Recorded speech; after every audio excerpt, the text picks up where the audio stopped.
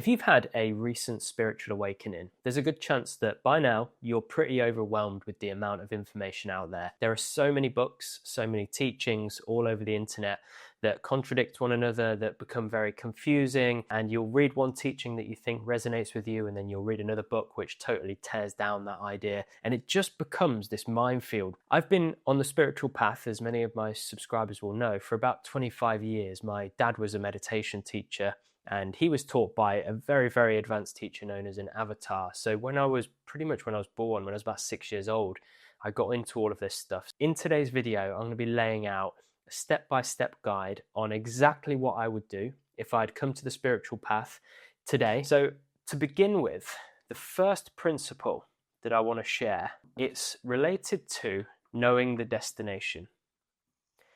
There is a destination that we're all working towards on this spiritual path. It wouldn't be much of a path if we were already on the thing and have realized the thing that we're actually moving towards.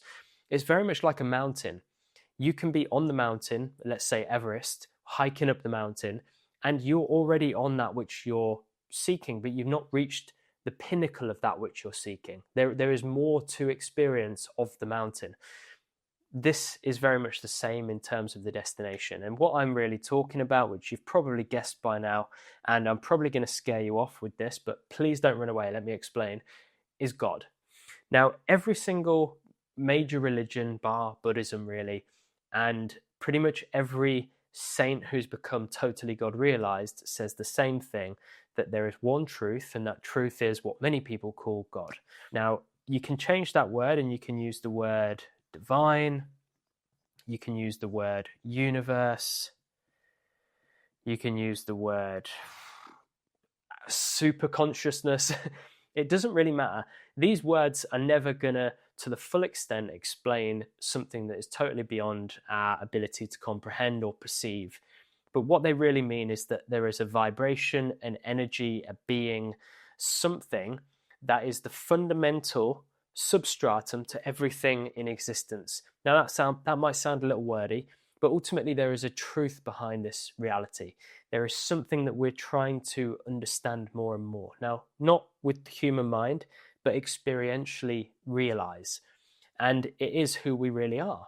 But this is the destination, if you like, of the spiritual path. Now, everything is the divine already. So similar to the mountain, you're already on the destination, but there's more of that destination to be unpacked.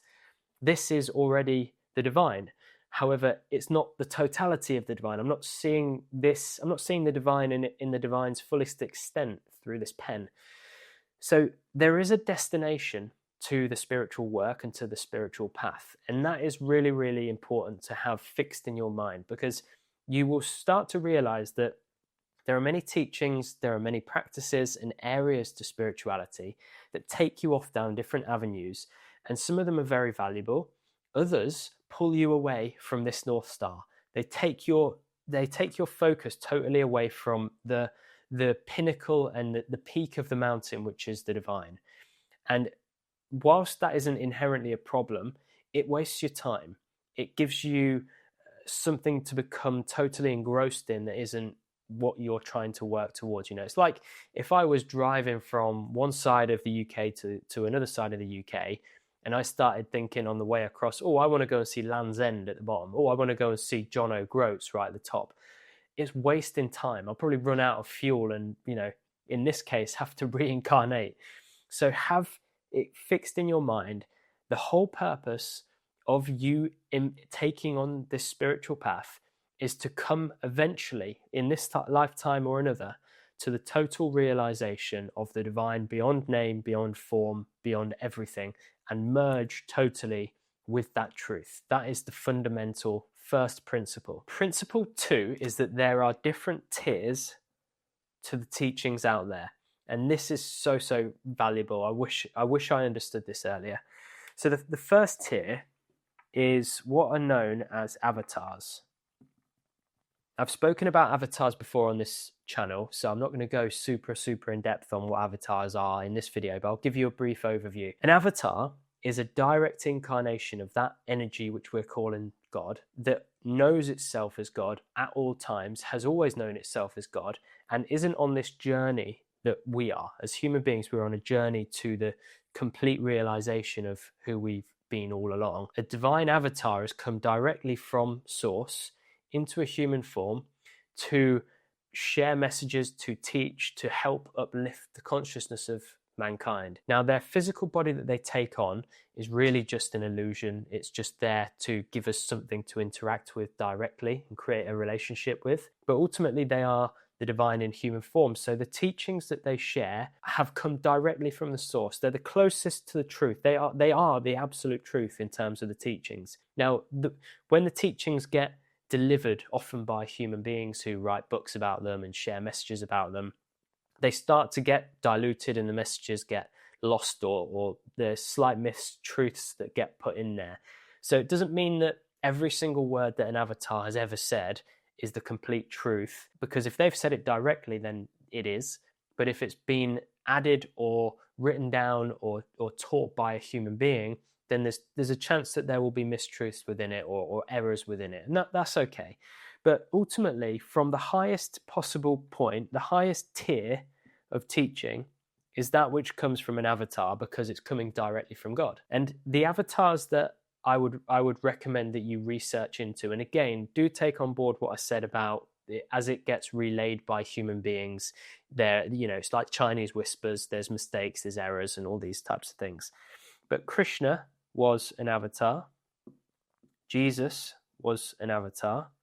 Mother Meera is someone who's living now, is an avatar.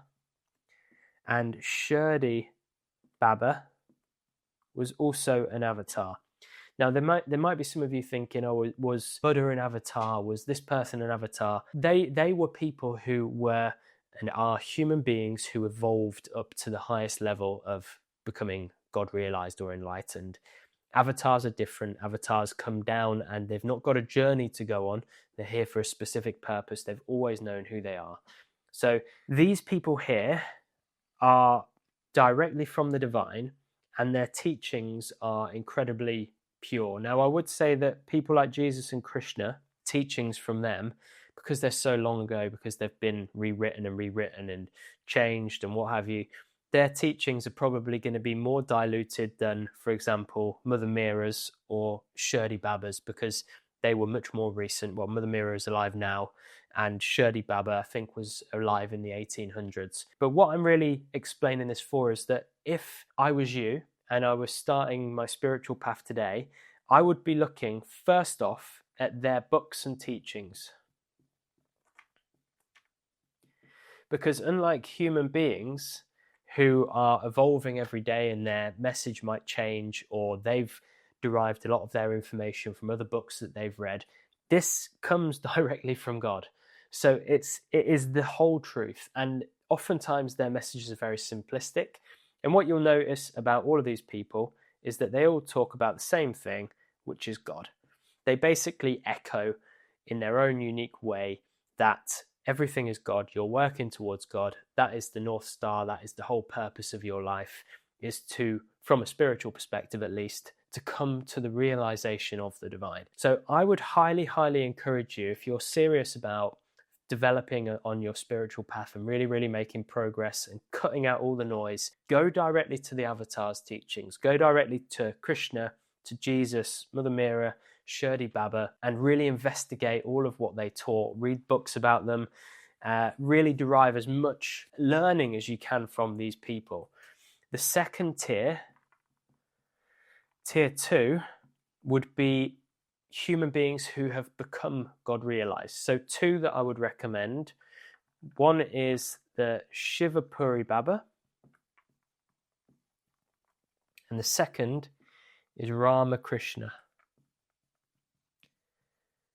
So these are human beings who have evolved to the very highest level and eventually became totally God-realized, which is the highest state of consciousness a human being can attain. Now these as well, funnily enough, all talk about God in their own way.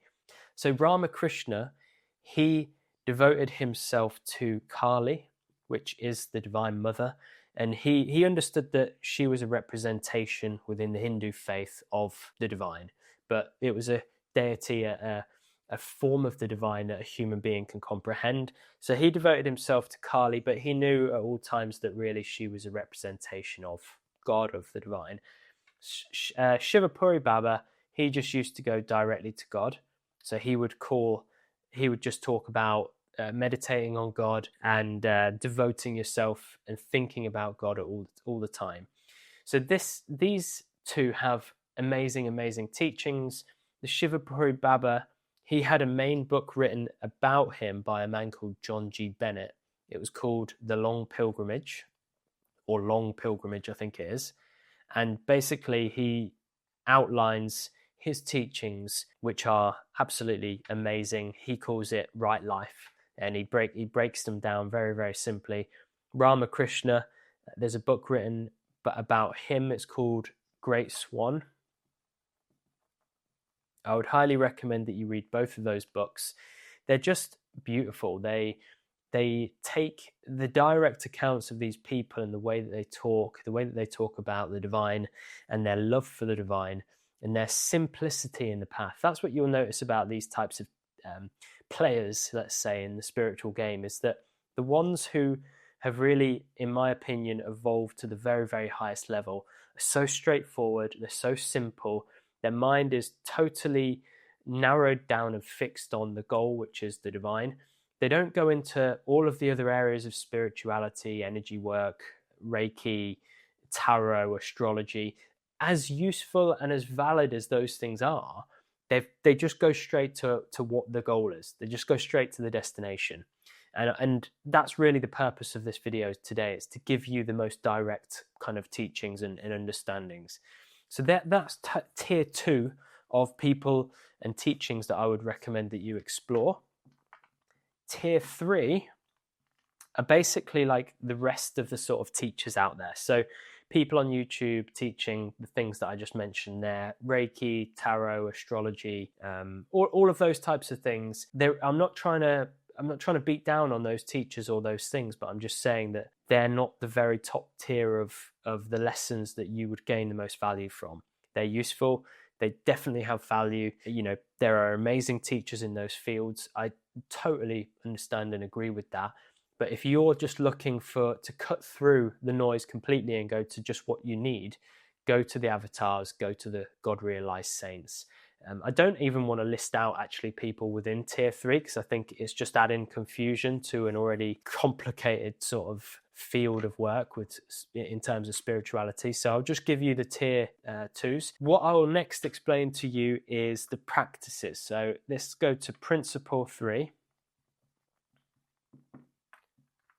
Is the tools. Principle 3 is all about the tools. Now, what the common themes between the avatars and between the God-realized saints that they all talk about are prayer, meditation,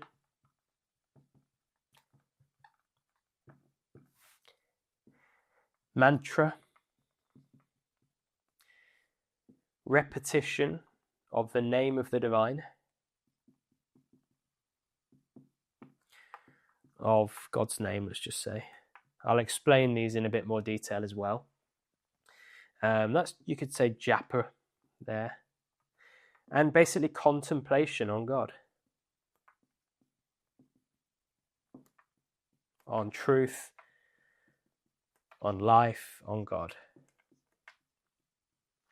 These are the main teachings that every single avatar explains, that every single God-realized saint also encourages their students and their devotees to follow. It's very simple. Prayer in your mind, simply communicating, talking with that which you believe in. In your mind.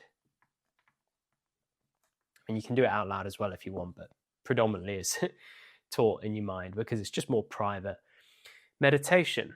Now, that is a specific area that needs its own video really on detailing exactly what to avoid, what to do, but keep it simple. One-pointed meditation. I have an online school. I teach over 500 people how to meditate and give them much more detail on all of these tools here. If you want to check that out, there's a link in the description. My school is called the Inner Journey School. I go deep on meditation in there. So if you're looking to understand that a bit more, do check that out. Repetition of divine sounds, let's say. Okay, repetition of that's also repetition of God's name. So that could be like repeating the name of Krishna, Mother Mira, all of the avatars that I mentioned, or just using the word the divine or the word God. Contemplation. That is like simply asking yourself, who am I? What is the truth behind this? Dwelling and contemplating on things, going outside and looking at a tree and thinking, God, that is unbelievable. How, that's God's creation. That's a manifestation of the divine there. It's contemplating reality.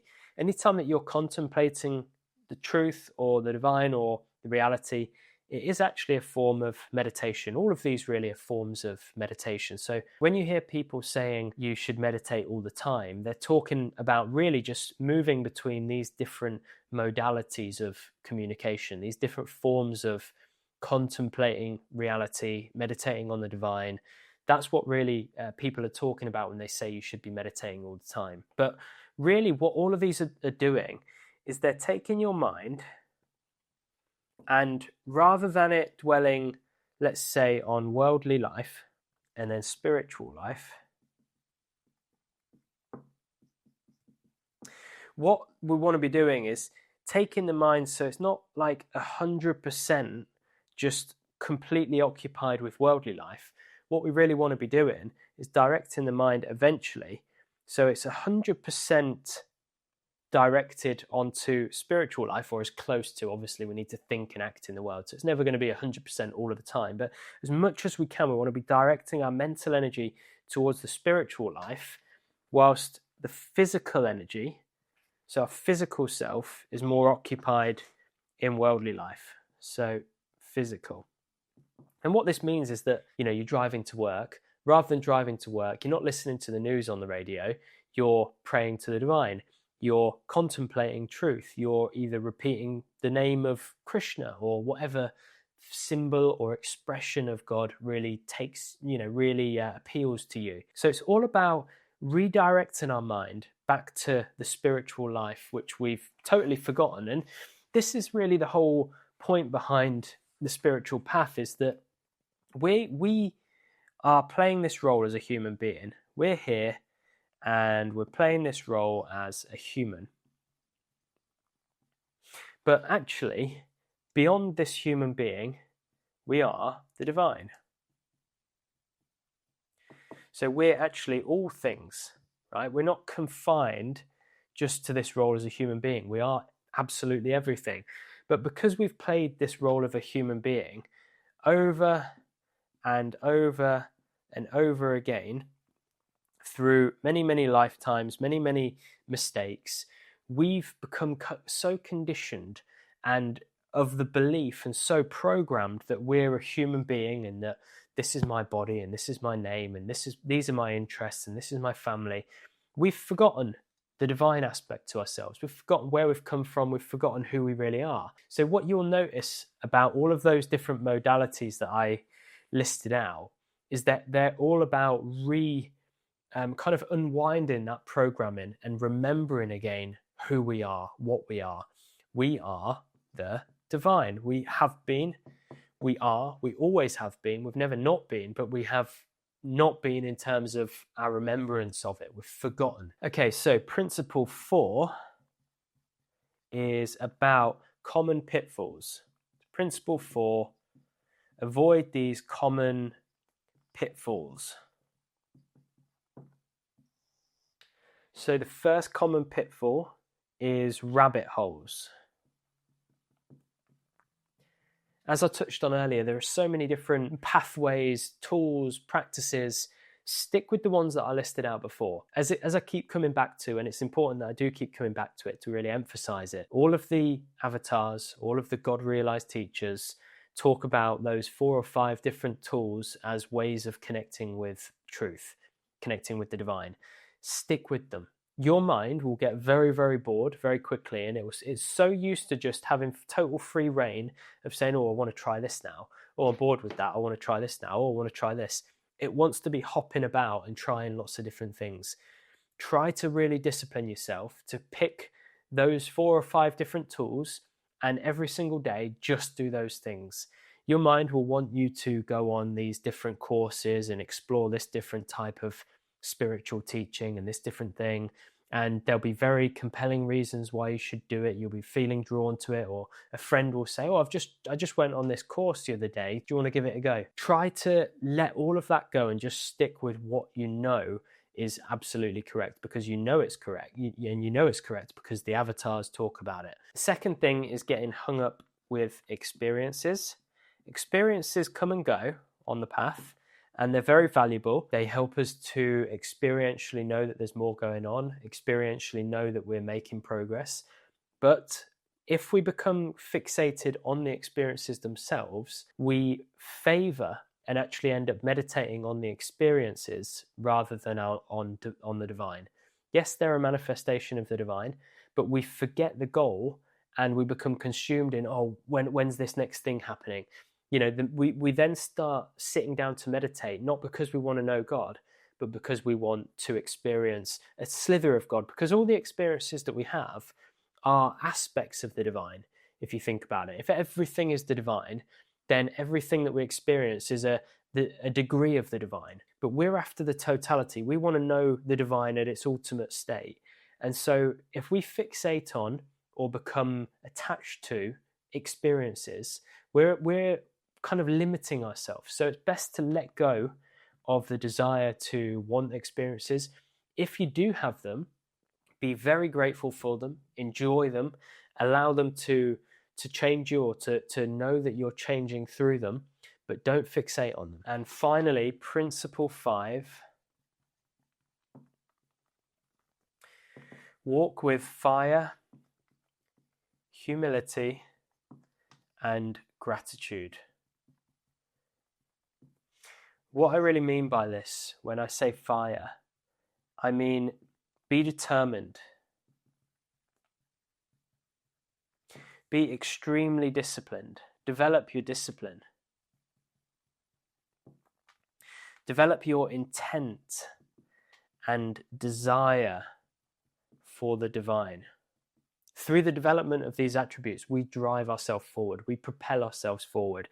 And it's really important that you develop this determination to not just give up when you've not had any experiences for a little while, or someone offers and presents you with a path that seems very flashy and enjoyable. You need to develop the discipline to make time every single day. You should have that intent that I will see the divine eventually. I will understand more and more about who I really am. The fire aspect is very, very important, but that needs to be coupled with humility. That is to recognize that as a human being, we don't know much. We don't know really anything. And you'll start to realize the more you walk along the path that you know less and less. Well, really, you are learning more, but you also realize that many of the things that you thought were true are actually not. And it's really valuable to see yourself as really being small and see the divine as being the big thing. Now, that can seem funny from a Western perspective, but it develops a lot of humility to look at the divine as if it's on a pedestal, and as if you're below, as if you're subservient almost, and that everything that you do in your life is in service to God. That is a very humble kind of state of mind to take on, and through doing that, you reduce the ego. So humility is so, so valuable. And then finally, gratitude. We understand it in daily life that it's very helpful to be grateful for, whatever the weather's doing, or for our job, or for our car, or for our house. But we need to take that same mentality, that same approach towards our spiritual life, and see that everything is actually God. It's all there to help you. Be grateful for the pen. Be grateful for, the cloth to rub out the pen. Be grateful for the board. Be grateful for the camera. Everything in life is there to assist us. And even when you sit in meditation and you feel like nothing is happening, be grateful for that. It's developing something in you. It's teaching you something. Everything has a purpose. So start to look at life almost as if it's a school, and every experience that you're going through is teaching you something valuable. And if you can develop gratitude, for example, for the silence that you experience in meditation, the nothingness or seemingly nothingness that you experience in meditation, you will start to recognize that everything is valuable, not just some things, not just things that our mind takes to or enjoys. Everything is valuable. So see everything as if it's there to benefit you. This will be a really, really good state of mind to move forward with. So as we're wrapping this video up, the final points are,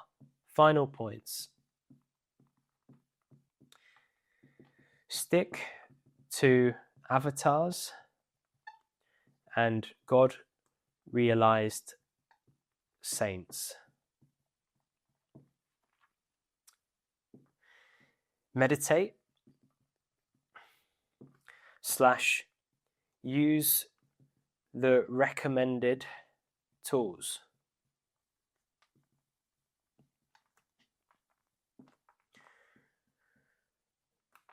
Serve the divine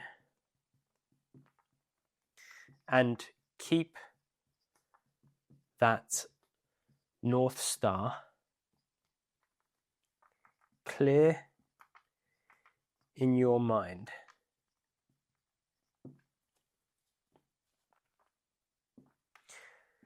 Drop the need to understand everything.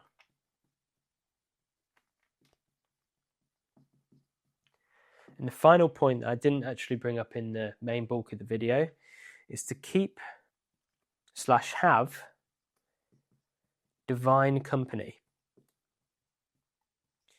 And I really mean just people who are on your wavelength, people who are also following a similar path to you, who you can talk to, who you can share your experiences with, ask questions.